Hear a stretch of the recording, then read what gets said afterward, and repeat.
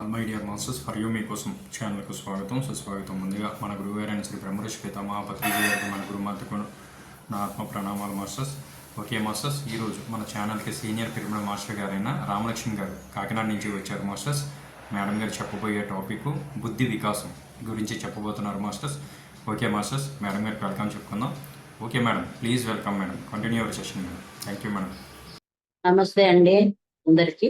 మరి ఈ ధ్యాన మార్గాన్ని అందించిన బ్రహ్మర్షి సుభాష్ పత్రిజీ గారికి, అలాగే ప్రస్తుతం ధ్యానాన్ని జ్ఞానాన్ని అందిస్తున్న బ్రహ్మర్షి తటవర్తి వీరరాఘవరావు సార్కి, బ్రహ్మ విద్వరిష్ట రాజలక్ష్మి మేడం గారికి, అలాగే మరి ఈ జూమ్ ఛానల్ మరియు ఛానల్ మేడం గారు సరితాదేవి మేడం గారికి నిర్వహిస్తున్న మేడం గారికి కూడా నా ఆత్మపూర్వక ప్రణామాలు.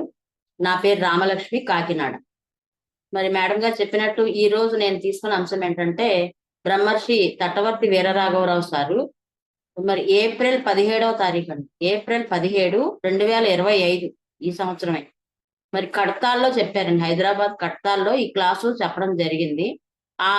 ఆ వీడియో నుంచి నేను తీసుకోవడం జరిగింది మేడం ఈ టాపిక్. మరి ఈ సందేశాన్ని మీకు అందిస్తాను మాస్టర్.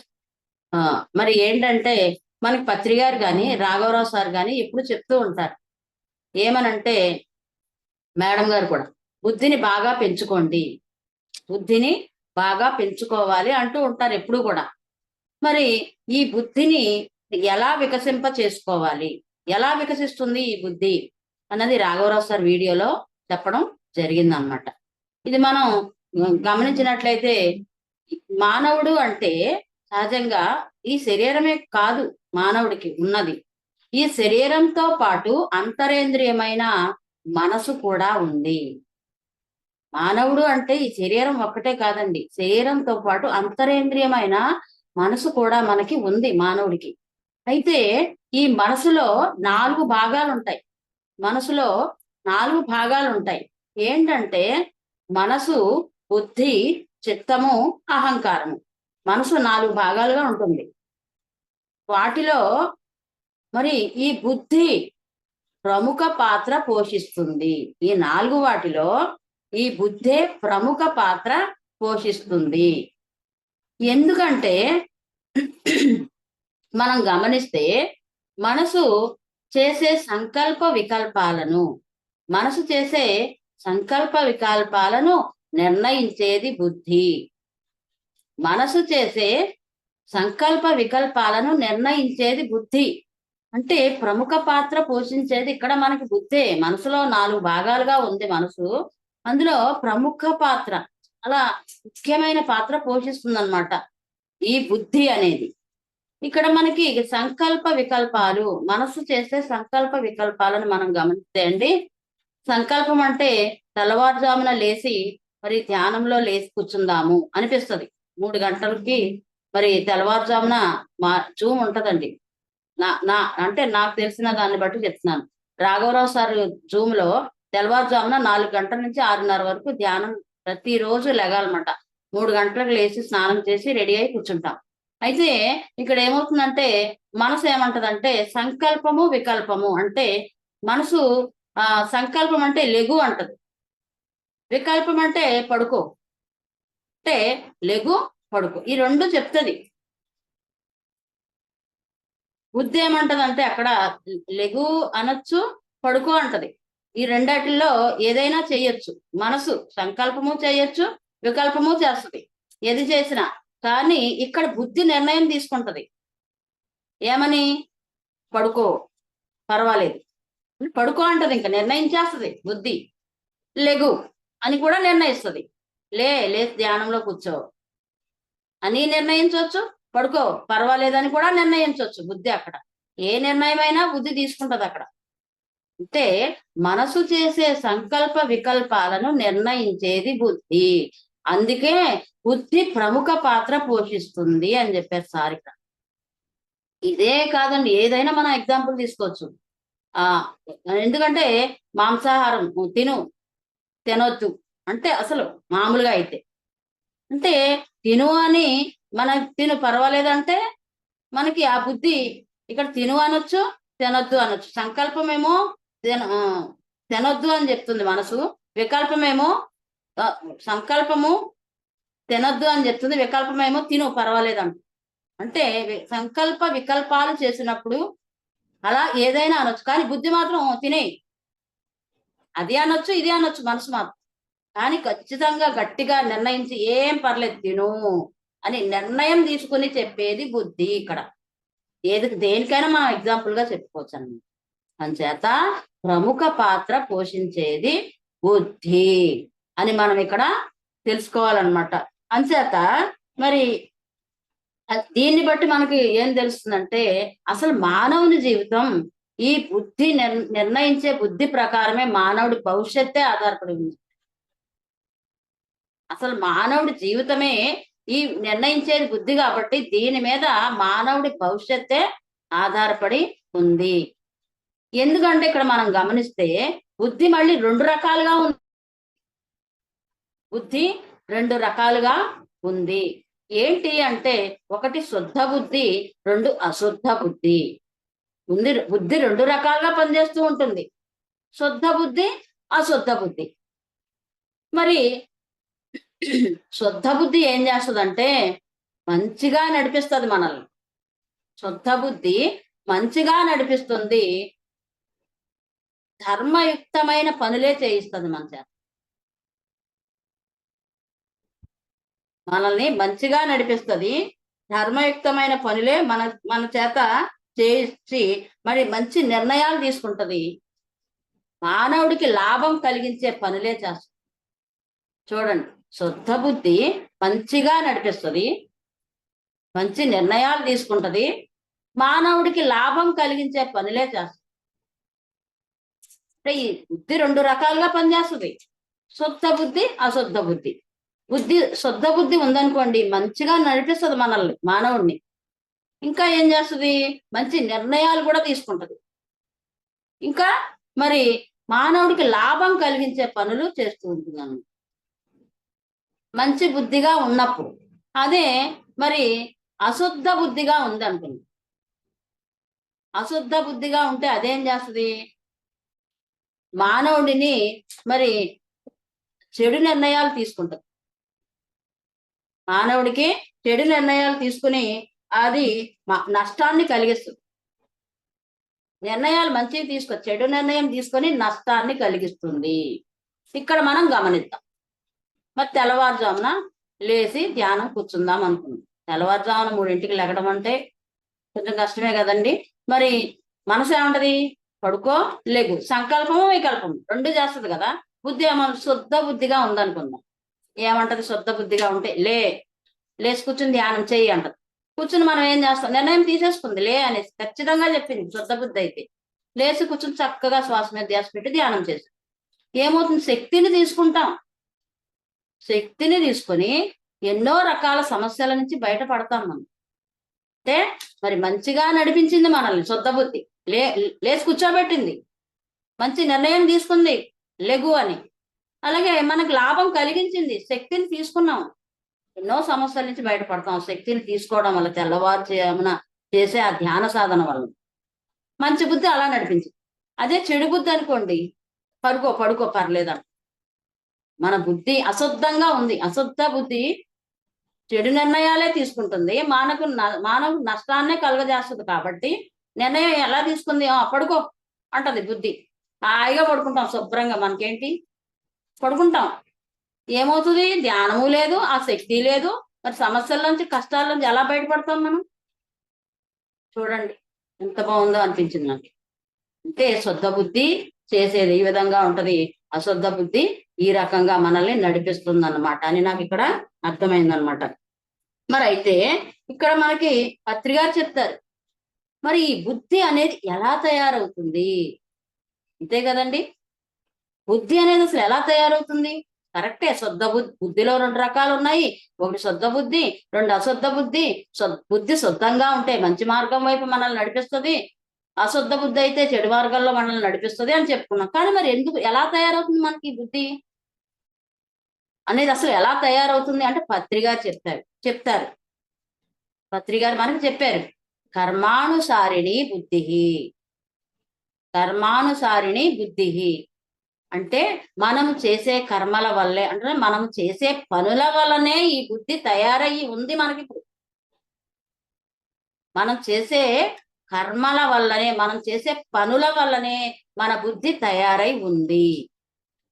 అయితే మరి మనం ఇక్కడ గమనిస్తే ఎలాగా ఈ బుద్ధి మరి గత జన్మలలో కానీ మనం గత జన్మలలో కానీ మనం గతంలో చేసిన మంచి పనులు, చూడండి ఎలా తయారైందో ఈ బుద్ధి మనకి.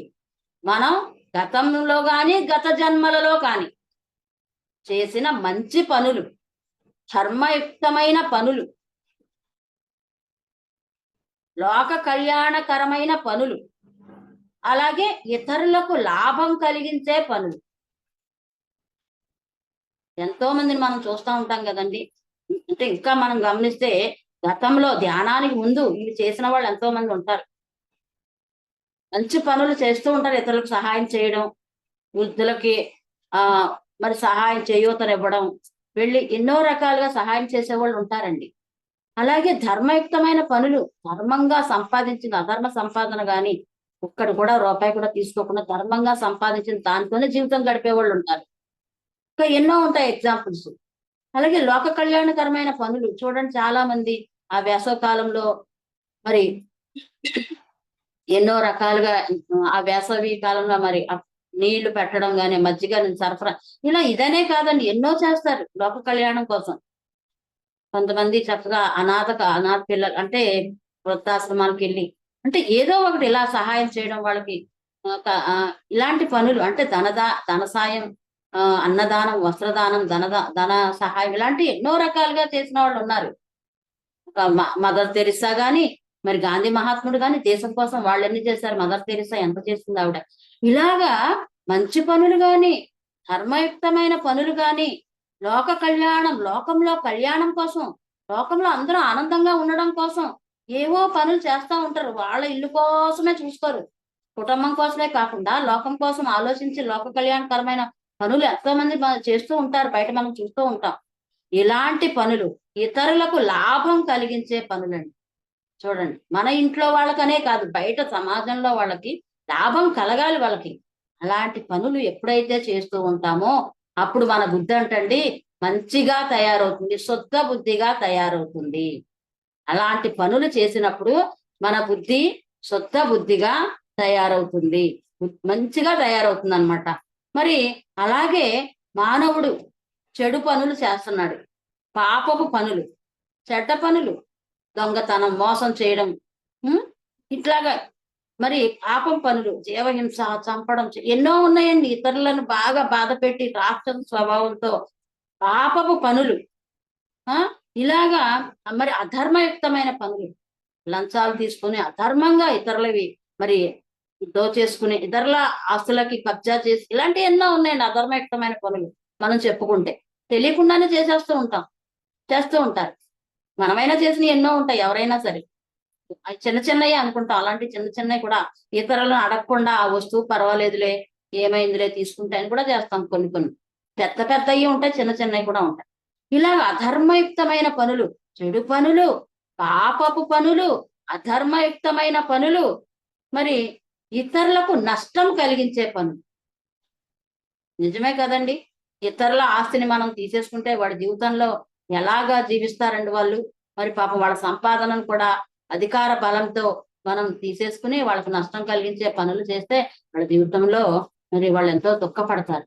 ఎప్పుడైతే మరి ఇట్లాగా చెడు పనులు, పాపపు పనులు, అధర్మయుక్తమైన పనులు, ఇతరులకు నష్టం కలిగించే పనులు మరి అవి చేస్తూ ఉన్నాం అనుకోండి, అప్పుడు మన బుద్ధి ఎలా తయారవుతుంది, అశుద్ధ బుద్ధిగా తయారవుతుంది.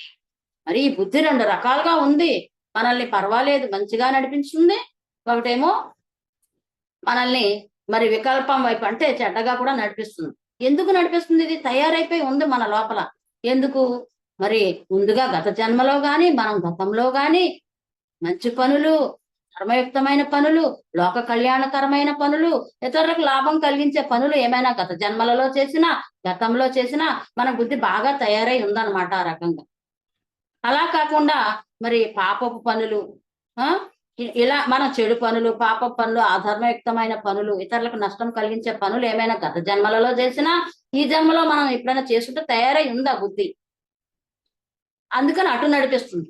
ఈ అశుద్ధ బుద్ధి ఏమో చెడు ఈ విధంగా నడిపిస్తుంది. శుద్ధ బుద్ధి ఏమో మనకు తయారై ఉన్నది అలా నడిపిస్తుంది అనమాట మనల్ని. అంచేత అలాంటి బుద్ధి తీసేడు. మరి ఈ అశుద్ధ బుద్ధి తీసుకునే నిర్ణయాల వల్ల మానవుడు ఎంతో నష్టపోతాడండి, కష్టాల పాలైపోతాం.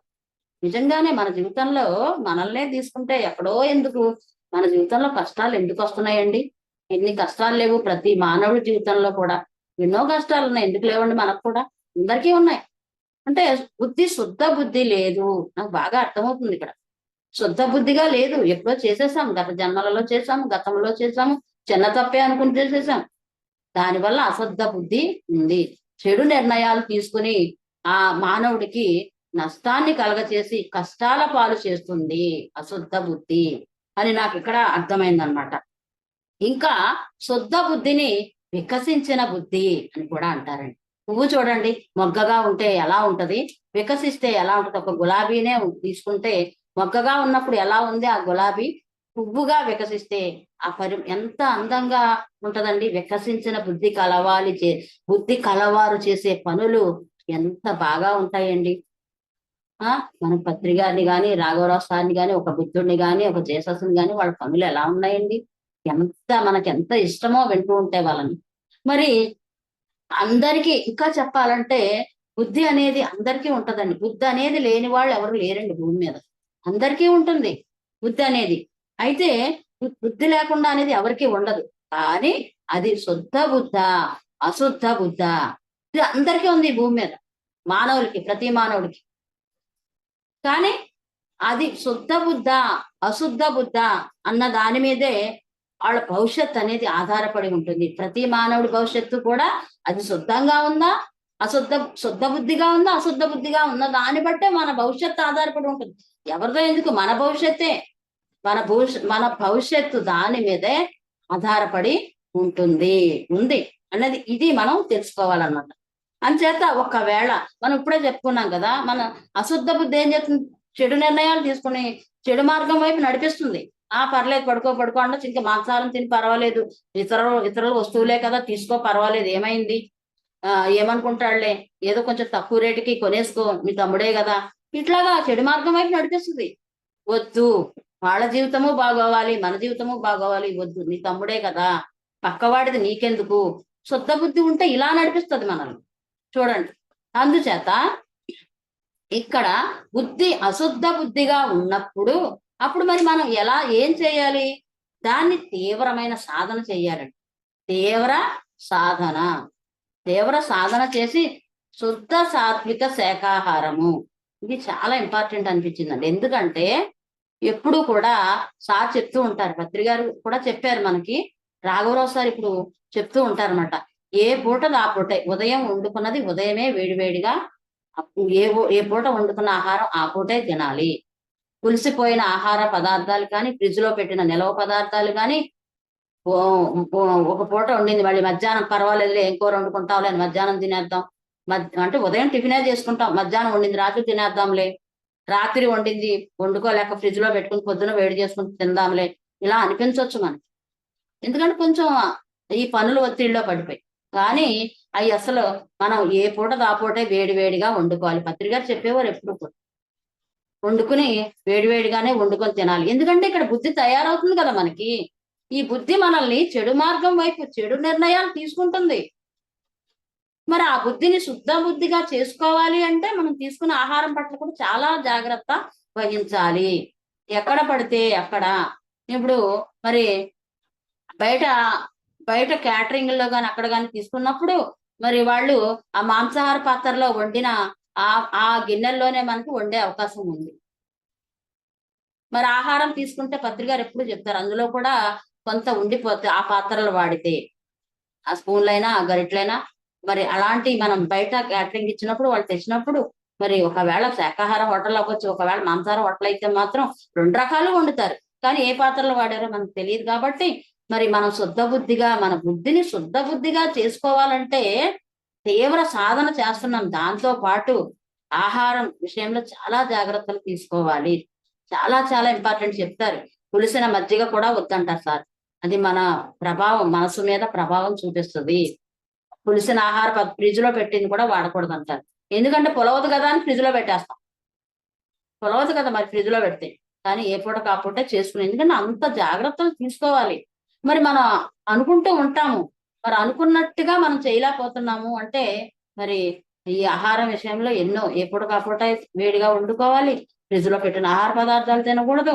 వెల్లుల్లి నిషేధం. పత్రి గారు చెప్పారు ఎప్పుడో మనం. వెల్లుల్లి ఎట్టి పరిస్థితుల్లోనూ వాడకూడదు. మనం ఇతరుల ఇళ్ళకి వెళ్ళినప్పుడు కూడా మన చుట్టాల ఇళ్ళకి వెళ్ళినప్పుడు కూడా ఏం చేస్తారంటే మరి మన కోసం వేరేగా వండొచ్చు శాకాహారమే కదా అని. కానీ మరి వాళ్ళు వండిన పాత్రలు వాళ్ళు వండుకున్న మాంసాహార పాత్రలో మనకు వండి పెట్టే అవకాశం మరి వాళ్ళు వాళ్ళు మాత్రం ఏం చేస్తారు చెప్పండి.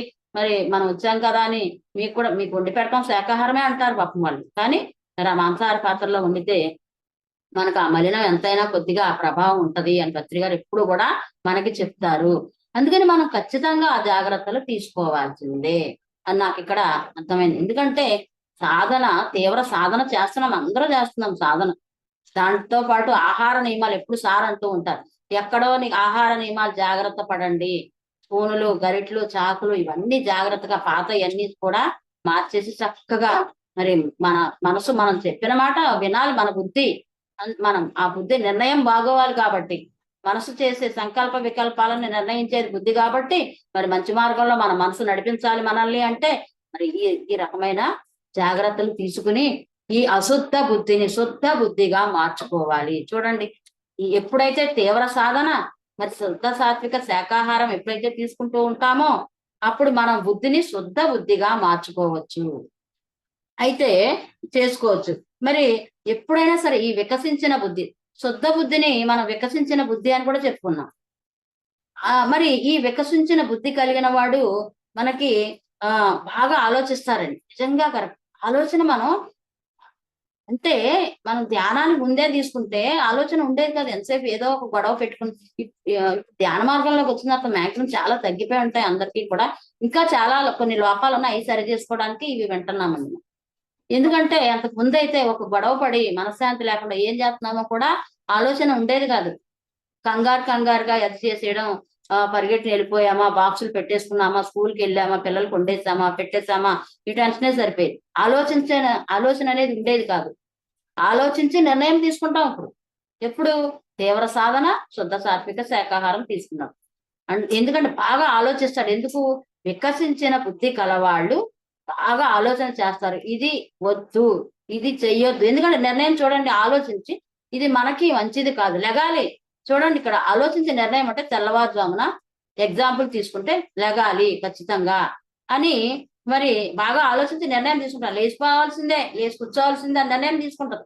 ఎందుకు వికసించింది కదా బుద్ధి. ఈ ఒకవేళ అశుద్ధ బుద్ధిగా ఉంది, దీన్ని తయారు చేసుకున్నాం మనం. అందుకని బాగా ఆలోచించి మంచి నిర్ణయం తీసుకుంటాం కాబట్టి చక్కగా మరి మంచి నిర్ణయాలు తీసుకుంటాం కాబట్టి తప్పులు పాపాలు చెయ్యము. తప్పులు పాపాలు ఇంకా చెయ్యడం అనేది ఉండదు. పొరపాటు చెయ్యము. జ్ఞానం కూడా పెరుగుతుందండి. దానివల్ల ఏమవుతుందంటే మనకి జ్ఞానం కూడా పెరుగుతుంది. నిజంగానే కదా, మనం ఏదైనా ఒక వీడియో వింటాం, క్లాసు వింటాం, సార్ పత్రికారిదే తీసుకుంటాం. ఆ వీడియో విన్న తర్వాత బాగా నచ్చుతుంది, బానే చాలా బాగా నచ్చుతుంది ఎవరికైనా సరే, మనందరికి. కానీ మళ్ళీ మనం చెప్పాలంటే ఆ క్లాస్ చెప్పాలంటే చెప్పలేకపోతుంది. పత్రిక చెప్పిన పాయింట్లన్నీ మళ్ళీ మనం చెప్పాలంటే మనకి నచ్చింది ఇష్టమే అర్థమవుతుంది కానీ చెప్పలేం తిరిగి. ఎందుకు? ఆ జ్ఞానం పెరగట్లేదు. మన జ్ఞానం బాగా పెంచుకుంటూ ఉంటే మనకి మనం చెయ్యాలనుకున్నదే చేయగలుగుతాం, చెప్పాలనుకున్నది చెప్పగలుగుతాం. అదంతా కూడా పాయింట్ల వైజ్గా కూడా. అంచేత ఇక్కడ పత్రిక జ్ఞానం బాగా పెరిగితే మనం చెప్పగలుగుతాం ఏదైనా సరే. అందుకే పత్రికారు ఏమంటారంటే మానవుడికి మనసుతో పాటు శుద్ధ బుద్ధి కూడా ఉండాలి. తయారవ్వాలంటే మనసు ఉంది, అందరికీ మనసు ఉంది కదా. మానవుడు అంటే దేహము, మనసు, ఆత్మ. మనం మనసు గురించి చెప్పుకుంటున్నాం. ఇక్కడ మనసులో 4 భాగాలు ఉన్నాయి. పత్రికారు ఏమంటున్నారంటే మానవుడికి మనసుతో పాటు శుద్ధ బుద్ధి కూడా ఉండాలి. ఎందుకంటే మనసు ఉంటే మనిషి అంటారు. చూడండి ఇక్కడ ఎంత బాగుందో. మామూలుగా మనసు ఉందండి, అందరికీ మనసు ఉంది. మామూలుగా మనిషే అంటున్నాం మనం.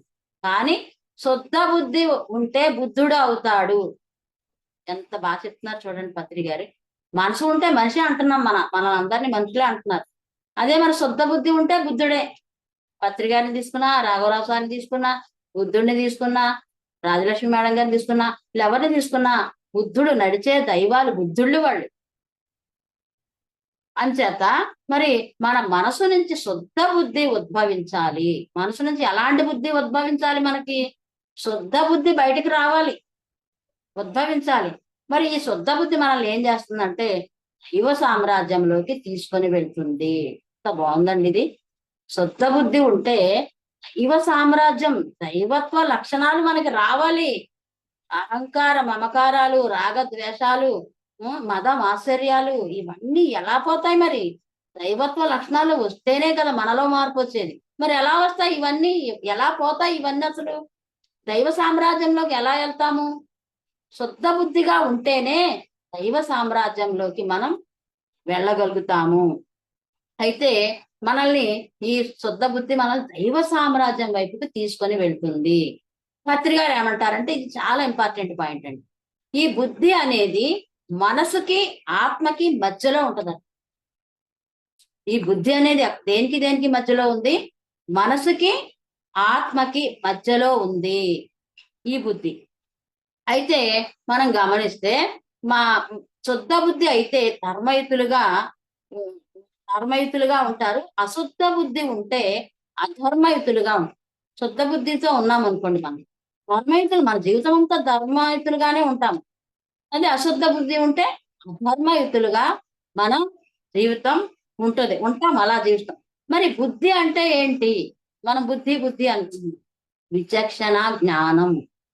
అసలు బుద్ధి అంటే ఏంటండి? ఇక్కడ విచక్షణ జ్ఞానం. విచక్షణ వేరు చేయగలగాలి చూసి. ఎలాగా? ఏది మంచి ఏది చెడు. ఎందుకంటే ఎగ్జాంపుల్ అదే చెప్తాం. అసలు మాంసాహారం శాకాహారం తీసుకుంటే ఏది మంచి ఏది చెడు, ఏది ధర్మం ఏది అధర్మం ఇవి తెలిసిపోతాయి. ఏదైనా మంచి పనులు ఏంటి, చెడ్డ పనులు ఏంటి, ఏది ధర్మం ఏది అధర్మం అది తెలియచెప్పేదే జ్ఞానం, విచక్షణ జ్ఞానం. బుద్ధి అంటే ఏంటండి? ఇక్కడ విచక్షణ జ్ఞానం. ఏంటి ఆ విచక్షణ? వేరు చేయగలుగుతాం. ఎప్పుడైనా సరే కొన్ని చూడండి తెలియకుండా చేసేస్తూ ఉంటాం. ఖచ్చితంగా వేరు చేయగలుగుతాం. ఏది ధర్మం ఏది అధర్మం, ఏది మంచి ఏది చెడు, ఆ జ్ఞానమే బుద్ధి అంటే. అందుచేత ప్రతి మానవుడు కూడా బుద్ధిమంతుడు కావాలి. పత్రి గారు చెప్తున్నారండి. పత్రి గారు చెప్తున్నది కూడా ఇందులో ఉంది కొంత. ప్రతి మానవుడు కూడా ఎలా ఉండాలి? బుద్ధిమంతుడు కావాలి. ఇంకా చెప్పాలంటే అండి, మరి ఏ జంతువుకి కూడా బుద్ధి అనేది ఉండదు. జంతువులలో బుద్ధి అనేది ఉండదు. ఈ బుద్ధే మానవుల్ని జంతువులని వేరు చేస్తుంది. మానవుణ్ణి ఈ జంతువుని వేరు చేసేది ఏంటి? బుద్ధే. అంచేత మనం గమనిస్తే బుద్ధి లేనివాడు, బుద్ధి లేదనుకోండి అంటే అశుద్ధ బుద్ధే కదా. ఇంకా మనం బుద్ధి రెండు రకాలుగా ఉంటుందని చెప్పుకున్నాం కదా. ఈ అశుద్ధ బుద్ధితో ఈ ఉన్నవాళ్ళు ఎలాగ? బుద్ధి లేనివాడు. ఈ బుద్ధి లేనివాడు జంతువుతో సమానం. ఎలాగూ బుద్ధి అనేది ఇవ్వలేదు ప్రకృతిలో జంతువుకి. ఎప్పుడైతే బుద్ధి లేకుండా మన ప్రవర్తన ఉందో అప్పుడు ఏమైంది? జంతువుతో సమానం. కొంచెం ఎదిగిన జంతువుతో సమానం. ఎదిగిన జంతువే ఆ మానవుడు. బుద్ధి లేని మానవుడు మనిషే అనిపించుకోడు. బుద్ధి లేని మానవుడు అసలు మనిషే అనిపించుకోడు. మనం ఇంకా గమనిస్తే బుద్ధి లేని మానవుల్ని రాక్షసుడు. బుద్ధి లేదనుకోండి అసలు మొత్తానికి జీరో. బుద్ధి లేని మానవుడు ఏమవుతాడు? రాక్షసులు. బుద్ధి ఉన్న మానవులు దేవతలు. బుద్ధి 100% ఉందనుకోండి వాళ్ళు దేవతలే కదా. బుద్ధి లేని మానవుడు రాక్షసుడు, 0 ఇంకక్కడ.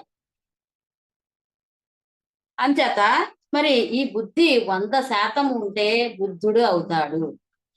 100% ఉంది బుద్ధి, ఏమవుతాడు? బుద్ధుడు. చెప్పుకుంటున్నాం కదా, మన పత్రి గారు, రాఘవరావు సారు, రాజలక్ష్మి మేడం గారు చూస్తున్నాం కదా లైవ్. అంచేత మరి 100% ఉంటే బుద్ధుడు. ఇంకా మనం గమనిస్తే అండి, బుద్ధి మనకి ఇప్పుడే చెప్తున్నాం, బుద్ధి మనకి మనసుకి ఆత్మకి మధ్యలో ఉంది. మనసుకి ఆత్మకి మధ్యలో ఉంది. మరి ఈ బుద్ధి మనసు వైపుకే ఉందనుకోండి, మనసు వైపే వెళ్ళిపోతుంది. ఎక్కువ మనసు వైపే ఉంటే మా మానవుడి లక్షణాలు ఉంటాయి.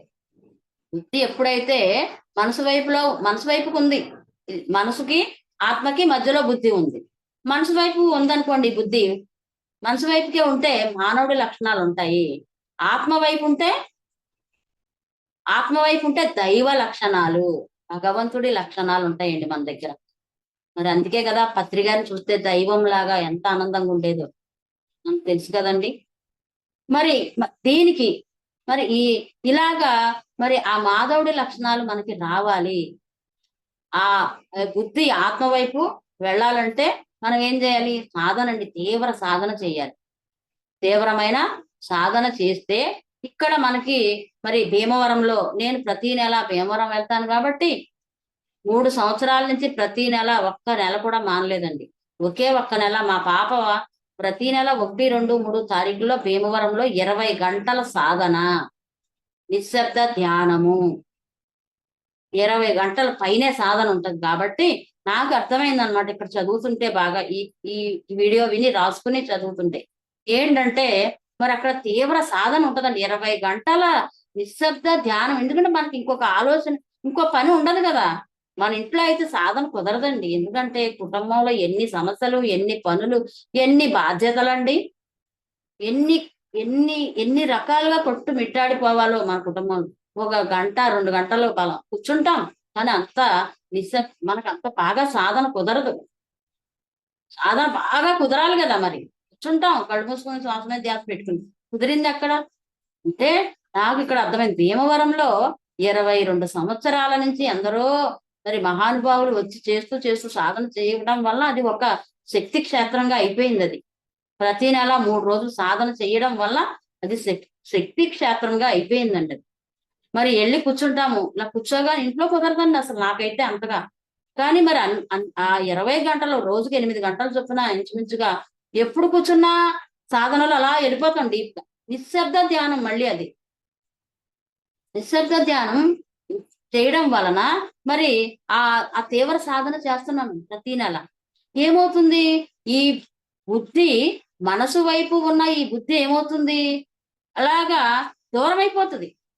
సాధన వల్లనే సాధ్యమండి, ఇది నేను బాగా గమనించాను. నిశ్శబ్ద సాధన తీవ్రంగా పట్టాలి అక్కడ. నాకు అదే అర్థమైంది ఇక్కడ. ఇంట్లో చేస్తున్నాం కానీ ఎక్కడ అవుతుంది? అవ్వట్లేదు. నాకు తెలిసి, నాకు అనుభవపూర్వకంగా నాకు చెప్తున్నాను అనమాట నేను. తీవ్ర సాధన అలా గంటలు గంటలు సాధన చేయడం వల్ల ఈ బుద్ధి మనసుకి దగ్గరగా ఉంది కదా, దూరం అవుతా ఉంటది. మనసుకి బుద్ధి దూరం అవుతా ఉంటది, ఆత్మకి దగ్గర అవుతా ఉంటది. చూడండి ఎంత నిజంగా ఇది చదువుతుంటే నాకు చాలా అనిపించింది రాసుకునేటప్పుడు. ఈ మనసుకి దూరం అవుతూ ఉంటుంది. ఎప్పుడైతే మనసుకు దూరం అయిందో ఆత్మకి దగ్గర అవుతూ ఉంటుందన్నమాట. అంచేత బుద్ధి మనసుకి బుద్ధి మనసుకి దగ్గరగా ఉంటే, మనసు వైపు ఉంటే, మనసు వైపు ఎక్కువగా ఉందనుకోండి, అంటే 90% ఉందండి. బాగా గమనిస్తే ఇక్కడ ఈ బుద్ధి మనసుకి 90% దగ్గరగా ఉంది. బుద్ధి అనేది మనసుకి 90% దగ్గరగా ఉంటే మరి ఆత్మకి 90% దూరం అయిపోయింది. ఈ బుద్ధి అనేది మనసుకి 90% దగ్గరగా ఉంది, మనసుకి 90% దగ్గరగా ఉంది. మరి ఆత్మకి 10% దగ్గరగా ఉంది. మనసుకేమో 90% దగ్గరకు ఉంది, ఆత్మకి 10% దగ్గరగా ఉంది. అంటే మరి అప్పుడు ఏ స్థితిలో ఉంటాం మనం చెప్పండి? మనసుకి బాగా దగ్గరగా ఉండి ఆత్మకి అంత దూరంగా ఉంటే అంటే 90% దూరంగా ఉంది మనసు ఆత్మకి. మనసుకేమో బాగా దగ్గరగా ఉంది. మరి మన స్థితి ఏ స్థితిలో ఉంటాము? మనసు స్థితిలోనే ఉంటాము, మనోస్థితిలోనే ఉంటాము. ఇంకా మరి కానీ సాధన, మనం తీవ్ర సాధన, శ్వాస మీద ధ్యాస సాధన చేయగా చేయగా చేయగా ఏమవుతుంది? ఈ 90% దగ్గరగా ఉన్న ఈ మనసు బుద్ధికి 80%, అలాగే 80 నుంచి 70%, 70 నుంచి 60కి, 60 నుంచి 50, 50 నుంచి 40, 40 నుంచి 30 నుంచి 20, 20 నుంచి 10, 10 నుంచి 0 ఇలాగ సాధన తీవ్రతరంగా అలా వెలగా ఎందుకంటే ఇంత సాధన, ఇన్ని గంటల సాధన. మరి ఈ నేను గమనించింది, కూర్చొని మనకి ఏ బాధ్యత లేకుండా ఆ టైంకి ఇంత తిండి పెట్టేసి కూర్చొని మీరు సాధన చేసుకోండి అని ఆ ఏర్పాట్లు నాకు భీమవరంలోనే నేను వెళ్తున్నాను కాబట్టి నాకు ఇది అర్థమైందండి. అంచేత అంత తీవ్ర సాధన అక్కడ చేయగా చేయగా చేయగా ఈ బుద్ధి ఇలాగా మనసుకు దూరమై ఆత్మకి దగ్గరవుతా ఉంటుంది. ఆ తీవ్ర సాధన వలన ఇలాగా 0% ఎప్పుడైతే వెళ్ళిందో ఏమవుతుంది అక్కడ? బుద్ధి 100%, ఆత్మ 100% బుద్ధి మరి ఆత్మ వైపు వెళ్ళిపోతుంది కాబట్టి 100% మనకు అక్కడ 0% ఏమో. ఇక్కడ 0% ఎప్పుడైతే వచ్చిందో తగ్గుతూ తగ్గుతూ తగ్గుతూ మనసుకి ఇంకా 0% దూరం అయిపోతూ ఉంటుంది. మనసుకి ఇంకా ఆత్మకి 100% దగ్గర అయిపోతుంది. అప్పుడు బుద్ధుడి లక్షణాలు వస్తాయి. సాధన అంటే ఆ విధంగా చెయ్యాలి, అంత పట్టుదల ఉండాలి అని నాకు ఇక్కడ అనిపించింది అనమాట. ఇంకా చెప్పాలంటే ఈ ధ్యానం అనేదండి కోరికల కోసం కాదు. జ్ఞానం అనేది ఎప్పుడు కూడా కోరికల కోసం కాదు. బుద్ధిని శుద్ధ బుద్ధిగా చేసుకోవడానికి, మనం బుద్ధిని శుద్ధి చేసుకోవడానికి, మన మనసులో బుద్ధి నిర్ణయం ప్రకారమే కదా మన జీవితం ఉండేది. మన భవిష్యత్తే బుద్ధి నిర్ణయం, బుద్ధిని బట్టే ఉందండి. అందుకని ఈ బుద్ధిని శుద్ధి చేసుకోవడానికే ధ్యానము అని ఇక్కడ మనం ఖచ్చితంగా గమనించుకోవాలి.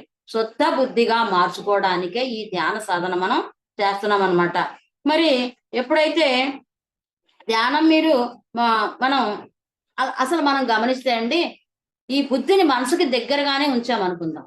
ఈ బుద్ధిని ఏం చేసాం? బాగా మనసుకి దగ్గరగా ఉంచాం. అంటే గమనిస్తే ఈ ధ్యాన సాధన పెద్ద శ్రద్ధగా చేయటం లేదు. ఏదో ఆడుతూ పాడుతూ సరిగ్గా చేయట్లేదు, ఆడుతూ పాడుతూ చేస్తున్నాం అనుకోండి. అంటే మనసుకి దగ్గరగానే ఉంచాము, సాధన సరిగ్గా చేయకుండా, శ్రద్ధ లేకుండా ఏదో ఆడుతూ పాడుతూ పర్వాలేదు అన్నట్టుగా చేసుకుంటూ ఉన్నాం అనుకోండి. అంటే 90% ఈ బుద్ధి మనసుకి దగ్గరగా ఉందనుకుందాం. ఏమవుతుందంటేనండి అప్పుడు తప్పులు చేసేస్తూ ఉంటామండి. మనకి తెలియకుండానే మనం తప్పులు చేస్తూ ఉంటాము. ఇప్పుడు మనం బాగా నాకు అర్థమవుతుంది ఇది. ఒక్కొక్కసారి నేను అనుకున్నా తెలియకుండానే తప్పు చేస్తున్నాను. ఎందుకు బాగా మనసుకి ఈ బుద్ధి దగ్గరగా ఉంది, ఆత్మకి దూరంగానే ఉంది. అందుకే నేను తెలియకుండా తప్పులు చేస్తున్నానా? తెలియకుండానే చేసేస్తాం తప్పులు. అలాగే పాపాలు కూడా చేస్తూ ఉంటారు. తప్పులు, పాపాలు అంటే మనం ఇంకా కొంచెం ధ్యాన మార్గంలోకి వచ్చిన వాళ్ళం ఈ ధ్యాన సాధన చేస్తున్నప్పుడు ఇంకా చిన్న చిన్న తప్పులు కూడా, చిన్న చిన్న పాపాలు ఏమైనా మనం చేస్తున్నామా? పెద్దవి మనం చెయ్యం. పత్రికారి దగ్గరికి వచ్చిన వాళ్ళమే చెయ్యం అసలు సహజంగా. పెద్ద పెద్ద పాపాలు లాంటి తప్పులు లాంటివి చెయ్యం అసలు సహజంగానే. కానీ ఇంకా చిన్న చిన్న తప్పులు గాని పాపాలు గాని చేస్తున్నాము అంటే ఇక్కడ బాగా శ్రద్ధగా సరిగ్గా సాధన మీద ఏదో పర్లేదులే చేసామా అన్నట్టు చేస్తున్నాము అంటే ఇక్కడ మనం తెలియకుండానే మనం ఇక్కడ అశుద్ధ బుద్ధి మనం చేసే అటువైపు నడిపిస్తుంది కాబట్టి మనం తెలియకుండానే పాపాలు చేస్తూ ఉంటాం, తప్పులు చేస్తూ ఉంటాం, పొరపాటు మాటలు కూడా మాట్లాడేస్తూ ఉంటాము. నిజంగా ఇది మాత్రం సరి అవ్వాలండి. పొరపాటు మాటలు అంటే నోట్లోంచి రాకుండా ఒక ఏదైనా సరే చూడండి కొన్ని మాటలు మనం అన్న తర్వాత అయ్యో ఇలా అనేసామేంటి చాలా సందర్భాల్లో అనుకుంటామండి. మరి ఎందుకు వచ్చేస్తున్నాయి నోట్లోంచి ఈ మాటలు? ఒక బుద్ధుడి నోటి నుంచి వస్తాయండి? పత్రికాడి నోటి నుంచి వస్తాయా మనకు అసలు అలాంటి మాటలు? పత్రికాడినే తీసుకోండి, నిజంగా అగా మనకు తెలుస్తుంది. పొరపాటు మాట అనేది రాదు. పొరపాటు మాటలు ఎందుకు వచ్చేస్తున్నాయి అంటే ఇట్లాగా ఎప్పుడైతే సాధన మనం ఏదో శ్రద్ధ లేకుండా అప్పుడప్పుడు ఏదో ఆడుతూ పాడుతూ చేస్తుంటే మనం ఈ రకంగా మనం తప్పులు, పాపాలు, పొరపాటు మాటలు మాట్లాడటం ఇలాగా చేస్తూ ఉంటాం అన్నమాట. అంచేత 90% మరి మనసుకి దగ్గరగా ఉంటే 90% ఆత్మకి దూరంగా ఉన్నట్టే. 90% మనసుకి దగ్గరగా ఉంటే ఆత్మకి 10%మే దగ్గరగా ఉన్నట్టు. అంచేత ఇక్కడ మనం తీవ్ర సాధన సాత్విక శాకాహారం ద్వారా మరి మనం ఆ బుద్ధిని శుద్ధ బుద్ధిగా తయారు చేసుకోవాలన్నమాట. ఎందుకంటే దూరం అవుతూ ఉంటది ఈ మనసు. ఇంకా గమనిస్తే అండి మనం అంటాము శ్రద్ధ పెట్టాలి. ఎందుకు? మనం అనుకుంటా ఉంటాము నాకు ఈ కష్టాలు వస్తున్నాయి, నాకు ఈ బాధలు వస్తున్నాయి, నాకు ఈ సమస్యలు వస్తున్నాయి అంటాము. మరి చూస్తే సాధనేమో అంత శ్రద్ధ పెట్టచ్చు. సాధనేమో పర్వాలేదులే అన్నట్టు ఉంటున్నాము. మరి సాధన మీద శుద్ధ సాత్విక ఎంత జాగ్రత్తగా ఆహారం తీసుకోవాలి, తీవ్ర సాధన. ఎందుకంటే బుద్ధి తయారైపోయి ఉంది గతంలో గాని, గత జన్మలలో గాని ఇది బుద్ధి మరి అశుద్ధ బుద్ధిగా తయారైపోయి ఉంది. దాన్ని శుద్ధి చేసుకోవాలి కదా ముందు. మరి మనకేమో కష్టాలు వస్తున్నాయి, సమస్యలు వస్తున్నాయి, బాధలు వస్తున్నాయి అని చెప్తూ ఉంటాం ఎంత సాధన చేస్తున్నా కూడా. అంచేత ఎందుకు వస్తున్నాయి? మనం చేసే పనులను బట్టే. ఎందుకు వస్తాయండి మనకు సమస్యలు, కష్టాలు, బాధలు? మనం చేసే పనులను బట్టే మనకి సమస్యలు వస్తున్నాయి, కష్టాలు వస్తున్నాయి.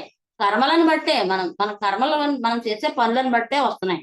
మరి సరైన కర్మలు చేస్తే మన జీవితం బాగుంటుంది. ఖచ్చితంగా మనం సరైన కర్మలే చెయ్యాలి.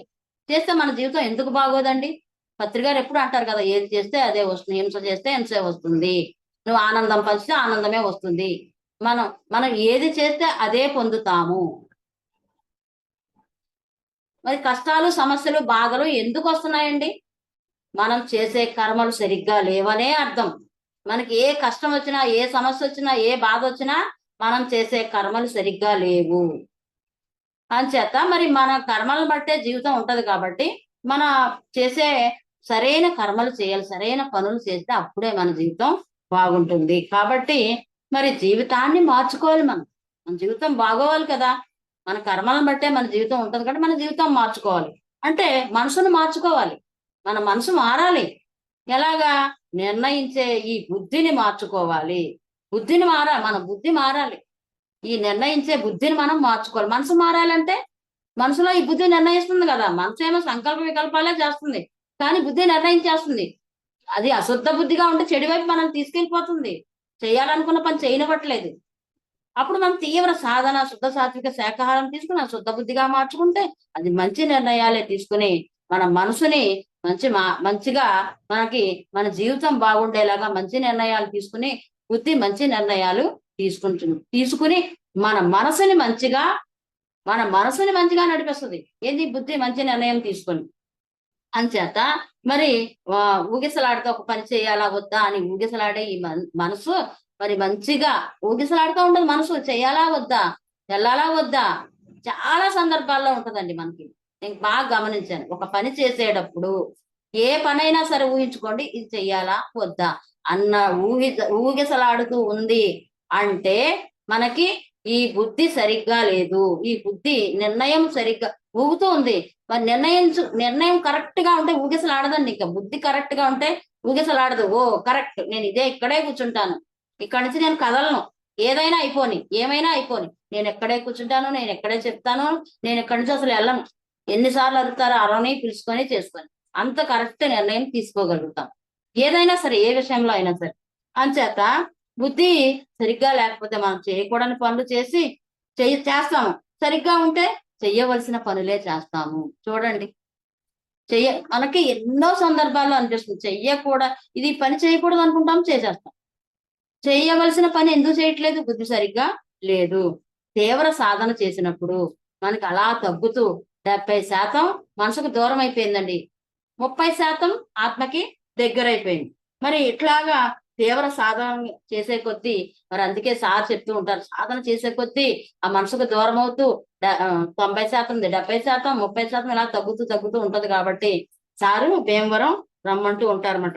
ఎందుకంటే ఇక్కడ కూడా మనం భీమవరం వెళ్ళేటప్పుడు కూడా ఎవరో ఒకళ్ళ తోడు ఉండాలండి, మనం గమనిస్తే అన్నమాట అనేసి అనుకుంటూ ఉంటాం. కానీ ఏదైనా సరే ఏదో ఒక వంక పెట్టి మానేస్తాం. కానీ నిజంగా అక్కడ ఏది మనం బుద్ధి శుద్ధ బుద్ధిగా మార్చుకుంటూ మన సాధన ముందుకు వెళ్తూ మరి మరి మనం అనుకున్న నిర్ణయం ప్రకారం మన జీవితం ఉండాలి. మనం చేయాలనుకున్న పనే మనం చెయ్యాలి అంటే బుద్ధి శుద్ధంగా ఉండాలి. కాబట్టి మరి నిజంగా చెప్పాలంటే మన భీమవరంలో ఎన్నో ఏర్పాట్లు నేను గమనించాను అనమాట. సారేమో మరి అందరూ ఉండడానికి ఏసీ రూమ్లని, అట్లాగా అన్ని ఏర్పాట్లు, ఫ్యాన్లు, ఏసీ రూమ్లు, మరి బాత్రూమ్లని, బెడ్లు గాని ఇవన్నీ ఎంతో కరెంటు, ఎంతో ఖర్చుతో కూడుకున్న పనులన్నీ సార్ చూస్తా ఉంటే, మేడం గారేమో ఇంకొక వైపు వంట టైం ప్రకారం రెడీ చేస్తారండి. 8 అయ్యేటప్పటికి వేడిగా టిఫిను, మరి తెల్లవారుజామున 5 గంటలకి టీ, మధ్యాహ్నం వేడివేడిగా భోజనము, 4-5 రకాల కూరలు, అంటే కూరలు ఎక్కువ ఉండాలనేం కాదు కదా, అయినా ఒక పచ్చడి, ఒక కూర, ఒక సాంబారు, ఒక ఫ్రై, ఇట్లాగా ఏదో ఒకటి. ఈ రాత్రి కూడా అవి కూడా కారాలు ఎక్కువ కాదండి, శుద్ధ సాత్వికంగా ఉండేలాగా మనసు అంటే శుద్ధి అయ్యి శుద్ధ బుద్ధి తయారయ్యే విధంగా ఏర్పాట్లండి అక్కడ. ఏదైనా సరే గురువుల ద్వారా అక్కడ ఏర్పాటు ఏంటంటే ప్రకృతి చేసిన ఏర్పాటు, భగవంతుడు చేసిన ఏర్పాటు. లేకపోతే అంతమందికి, అన్ని వందల మందికి ఏర్పాటు చేయడం అంటే మామూలు విషయం కాదండి 3 రోజులకి. మరి అట్లా ఉపయోగించుకుని ప్రతి నెల వెళ్ళి నిజంగా అలా శుద్ధి చేసుకుని మన కోసమే అండి, మన జీవితం కోసమే, ఎవరి కోసమో అక్కర్లేదు. ఎవరి జీవితాన్ని మార్గము మాత్రమే చెప్తారండి. ప్రకృతి ఏర్పాటు చేసింది, మార్గం ఇచ్చింది మన జీవితం కోసం. మరి మనం ఉపయోగించుకోవాలి. మనమే ఆ బుద్ధిని మంచి నిర్ణయాలు తీసుకునేలాగా మనం సాధనకి ప్రకృతి భగవంతుడు ఒక ఏర్పాటు చేసి పెట్టాడు మనకి. పత్రి గారు కూడా చెప్పేవారు ఇది వరకు. మీరు వెళ్ళాలి, ఆత్మజ్ఞానం కావాలి అంటే తటవర్తి దంపతుల భీమవరం ఆత్మజ్ఞాన శిక్షణా శిబిరంలోనే ఆత్మజ్ఞానాన్ని పొందాలి. ఈ పత్రి గారు ఎన్నో వీడియోలో మనకి చెప్పడం జరిగింది.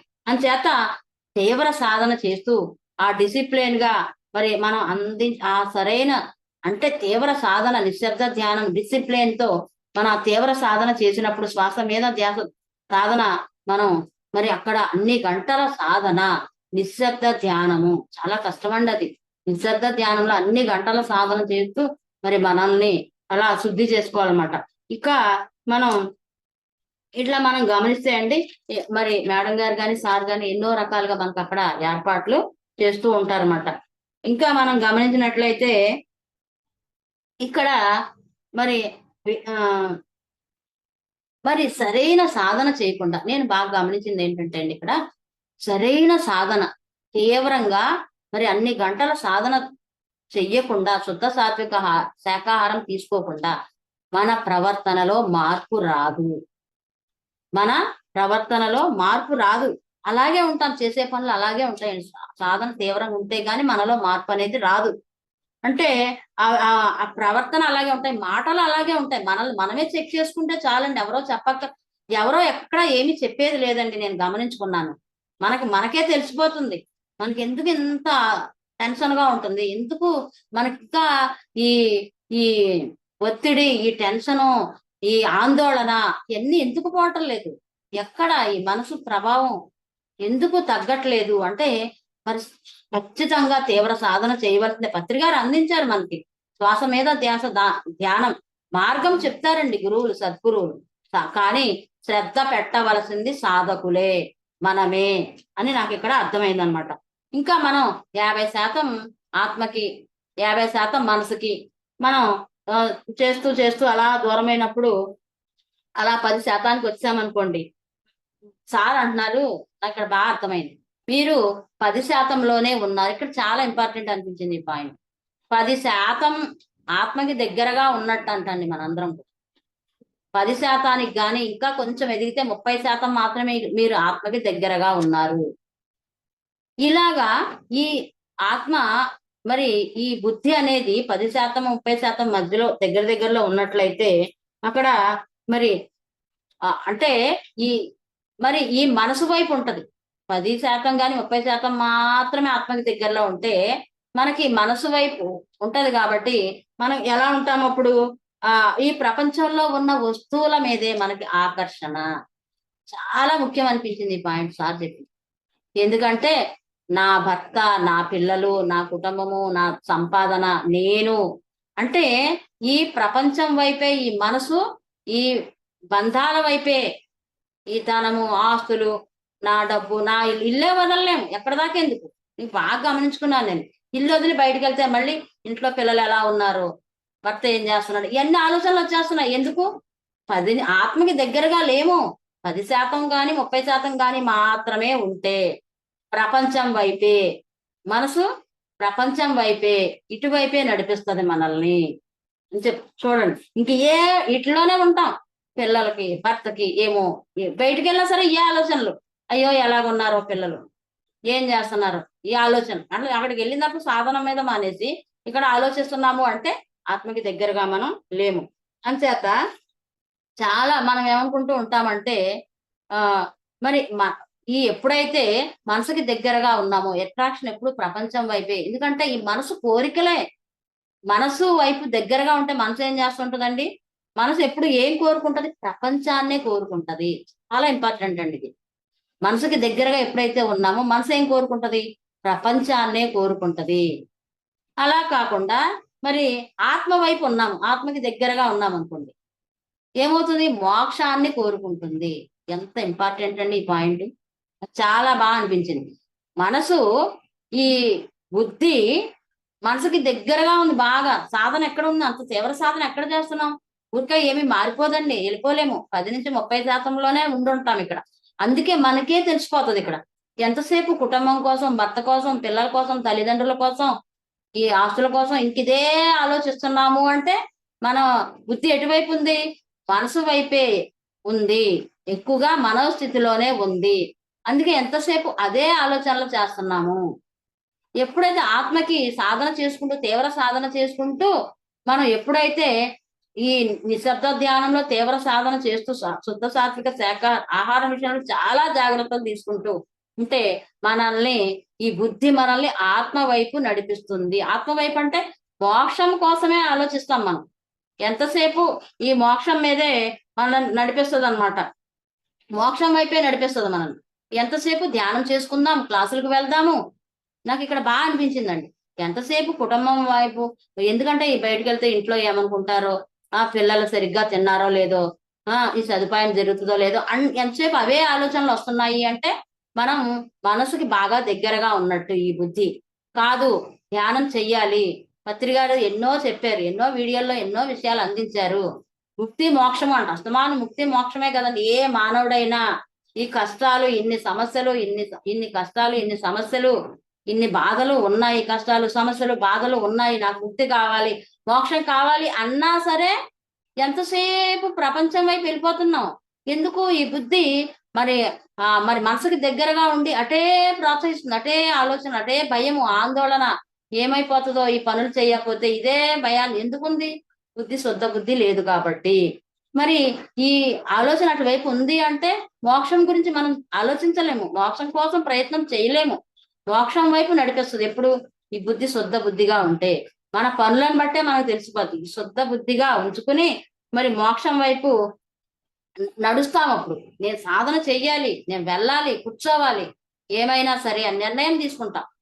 సాధనకి వెళ్ళి చేస్తాను. నేను వెళ్ళిపోతాను 20 గంటలు. నాకు సాధన, నేను మనసు శుద్ధి చేసుకోవాలి, నాకు ముక్తి మోక్షం కావాలి, నాకు ఈ జన్మ వద్దు, ఇంకెన్ని జన్మల భూమి మీదకి వస్తాను నేను, ఎన్ని జన్మలు వస్తాను, ఎన్ని జన్మలు వచ్చినా భర్త, పిల్లలు, ధనము. ఎందుకంటే మరి మగవాళ్ళైతే సంపాదించాలి, ఆడవాళ్ళు ఇంట్లో వండుకొని ఇవన్నీ చేయాల్సిందే. ఏ జన్మైనా భర్త తప్పడు, తల్లిదండ్రులు, భర్త, పిల్లలు, ధనం సంపాదించుకోవాలి, ఇల్లు గడవాలంటే మరి పొద్దున్న సాయంత్రం వరకు ఈ శరీరాన్ని మనం పోషించుకోవాలంటే వంట చేసుకొని తినాలి. ఇవన్నీ ఏ జన్మకు వచ్చినా భూమి మీదకి ప్రతిదీ తప్పదు మనకి. కానీ ముక్తి మోక్షము కావాలంటే ఈ జన్మలోనే సాధన తీవ్రంగా చెయ్యాలి. మరి ఆహారం విషయంలో చాలా జాగ్రత్తలు తీసుకోవాలి. మరి ప్రకృతి మనకి ఎన్నో ఏర్పాట్లు చేసింది కాబట్టి ఆ భీమవరంలో నిశ్శబ్ద ధ్యానం సద్గురువులు మనకి పత్రికారు ఆ సద్గురువులను అందించారు. భీమవరంలో రాఘవరావు సార్ని, రాజలక్ష్మి మేడం గారిని. అక్కడ ఏర్పాటు చేసిన ప్రకృతి ఏర్పాటు చేసిన ఆ 3 రోజుల సాధనని మనం ఉపయోగించుకొని ఆ నిశ్శబ్ద ధ్యానంలో మోక్షం వైపుగా శుద్ధి చేసుకుని మోక్షానికి జన్మ లేని స్థితి కోసం మనం ప్రయత్నం చెయ్యాలి ఏమైనా సరే. అంటే ఇంకా ఈ జన్మలో మనం ఉపయోగించుకోకపోతే సార్ చెప్తున్నారు, మళ్ళీ నువ్వు ఈ జన్మలో అశ్రద్ధ చేసి పర్వాలేదులే, ఏం పర్లేదని ఇలాగే నిర్లక్ష్యంగా ఉంటే, ఏదో చేస్తున్నాం, తీవ్రంగా చేయటం లేదు. అందరం చేస్తున్నామండి, కానీ తీవ్ర సాధన చేయటం లేదండి. నేను నన్నే తీసుకుంటే తీవ్ర సాధన అనేది వెళ్తున్నాను, ప్రతి నెలా వెళ్తున్నాను. ఇంకా చాలా శ్రద్ధ పెట్టాలి, ఇంకా శ్రద్ధగా చెయ్యాలి అని నాకు ఇక్కడ బాగా అనిపించింది అనమాట. మరి లేకపోతే మరి సద్గురువులు ఉన్నప్పుడు మనం ఉపయోగించుకోకపోతే మళ్ళీ జన్మ అనేది 500 నుంచి 5,000 సంవత్సరాలు పడుతుందంటండి మళ్ళీ జన్మ దొరకాలంటే. మనకి 500 నుంచి 5,000 సంవత్సరాలు మనం మనం వెతికి ఉంటే గాని మళ్ళీ భూమి మీదకి రావడానికి జన్మ దొరకడం ఎంతో కష్టము. అన్ని సంవత్సరాలు పడితే గాని భూమి మీదకి మళ్ళీ మనకి జన్మ దొరకదు. మరి అదేదో ఈ జన్మలోనే మరి సాధన ద్వారా తీవ్ర సాధన చేసుకుని ఆ ముక్తి కోసం, జన్మ లేని స్థితి కోసం మనం ఈ తెలుసుకున్నాం. పత్రికారు ఎన్నో వీడియోలు, ఎన్నో సందేశాలు అందించారు. మరి దాని ద్వారా మనం బయటపడాలి. సార్ ఎప్పుడు చెప్తున్నారు. మరి ఈ సాధన ప్రతి నెల భీమవరం రావాలి అనిపిస్తుందంటే 50% దాటిన వారు మాత్రమే ప్రతి నెల, అంటే మనసుకి 50% దూరమైన వారు మాత్రమే ప్రతి నెల భీమవరం మానకుండా వస్తారు. మానకుండా ఇంకా అసలు మానరు. అంచేత మరి ఇంకా సాధన చేసి, మనం తీవ్ర సాధన చేసి ఇంకా వెళ్తూ ఉంటే మనసుకి దూరం అయిపోతాం, ఆత్మకి దగ్గర అయిపోతాము. అప్పుడు ఎప్పుడైతే ఆత్మకి దగ్గర అయిపోతామో మరి ఇంకా నెమ్మదిగా చేసుకుంటూ ఆ సాధన వదలకుండా ఒక నెలలో మరి 20 గంటల నిశ్శబ్ద ధ్యానంలో అలా ఉండిపోతున్నామంటే మనసులో ఎంత మురికి శుద్ధమైపోతుందండి 3 రోజులు. అలాగే తెల్లవారుజామున కూడా 4 నుంచి 6:30 వరకు కూర్చుంటామండి సాధనలో. అలా కూర్చుంటాము. అప్పుడు కూడా అలాగ అక్కడ సాధన వల్ల అక్కడ అలవాటు చేసుకుంటాం కాబట్టి 20 గంటలు అలా నిశ్శబ్ద ధ్యానం. మరి తెల్లవారుజాము కూడా 4 నుంచి 6:30 వరకు కూర్చుండిపోతాం. ఇలా గంటలు సాధన చేసినప్పుడు పూర్తిగా మోక్షానికి వెళ్ళిపోతామా అని కాదు, కానీ ఎంతో కొంత కనీసం కొంతైనా సాధన చేసుకుంటూ మరి అలా ముందుకు వెళ్ళి ఆత్మకి దగ్గర అవడం అనేది జరుగుతుంది. ఆత్మకి దగ్గర అవుతాం అన్నమాట.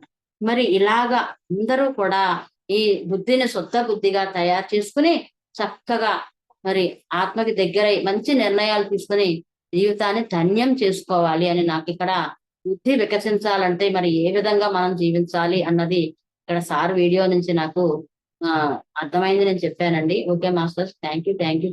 ఓకే మేడం, ఫర్ యూ మీకోసం మన ఛానల్కి వచ్చి ఎంతో ఆత్మజ్ఞానం అందించారు masters. Thank you madam, thank you.